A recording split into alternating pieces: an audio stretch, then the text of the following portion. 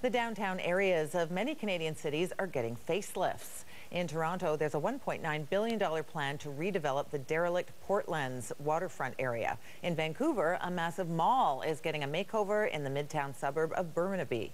And in Edmonton, 36 redevelopment projects are in the works over the next 5 years. So what does it take to sustain these types of projects in Canada's urban centres? And what makes urban living attractive?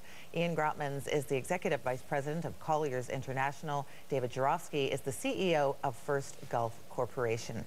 So, David, your company, I understand, has a couple of big projects on the go. You're redeveloping a soap factory in Toronto, and I understand you're also sticking another floor on the roof of a downtown building. What is it attracts you to these particular type of investments?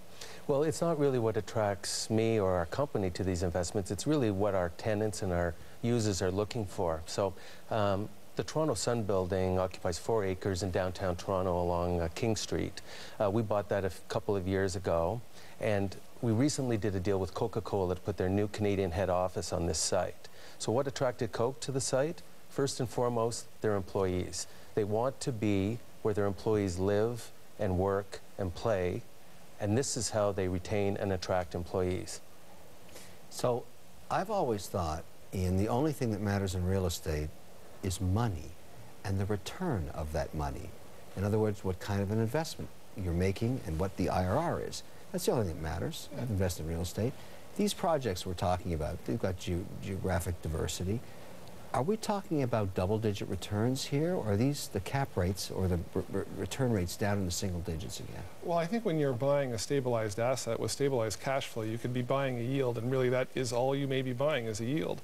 With a redevelopment project, however, you know, like Dave's deal. Like Dave's deal. 11% on that? Well, I think David maybe, you know, I'm not going to speak for him. I'm sure he's going to tell you. I smell 11%. I think it's 60 or 70%, to be honest, but I'm just kidding. So, Kevin, the bottom line is that you may go in buying a redevelopment site that has a zoning of X and allows for a certain amount of residential and or mixed use, which a lot of these redevelopment sites are.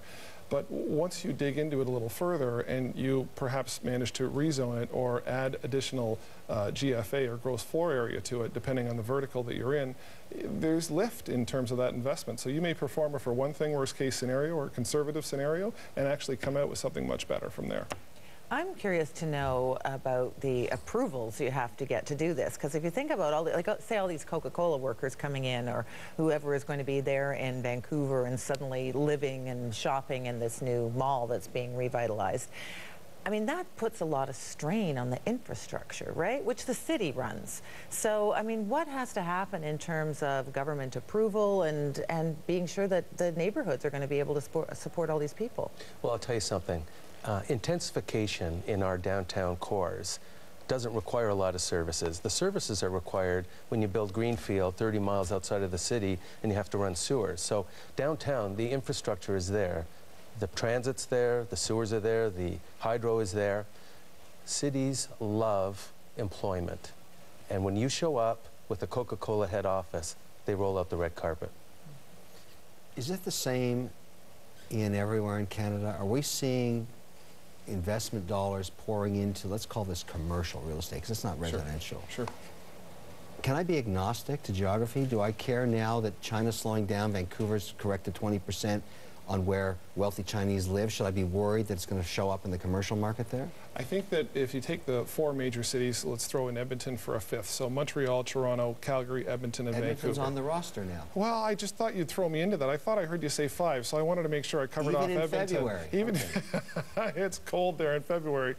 I think that if you look at those, really the 2 that are most constrained, it all comes down to congestion relative to these redevelopment projects.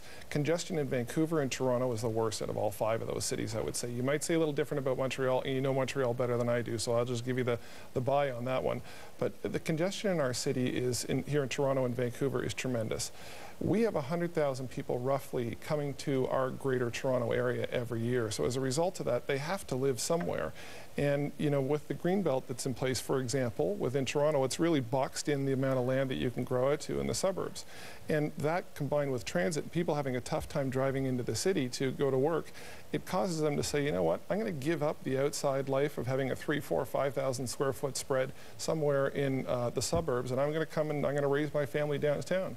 So as a result of that, I think that no, it doesn't cover all the cities in terms of redevelopment, but the two shining stars would be Vancouver and Toronto. To answer your question about is it going to stop due to the fact that China may be hitting some bumpy roads along the way in terms of the economy, I just think that we have a critical mass here in those two cities particularly. There's enough people coming to town every year moving to this city that it's going to continue on. I don't see any big bust happening anytime soon.